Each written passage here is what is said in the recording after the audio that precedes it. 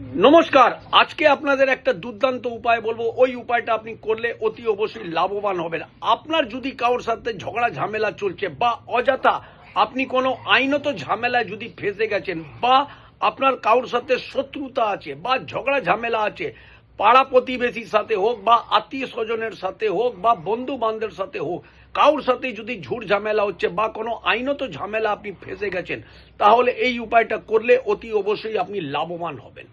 আপনি যে কোনো মাসের মঙ্গলবার বা শনিবার আপনি তারাপীঠে মা তারার দর্শন করুন, বড় মায়ের যদি দর্শন করুন, ওখানে গিয়ে আপনি আপনার মনস্কামনা বলুন। আবার ঠিক তার নেক্সট মাসে আবার মঙ্গলবার শনিবারে গিয়ে ওখানে দর্শন করে আসবেন।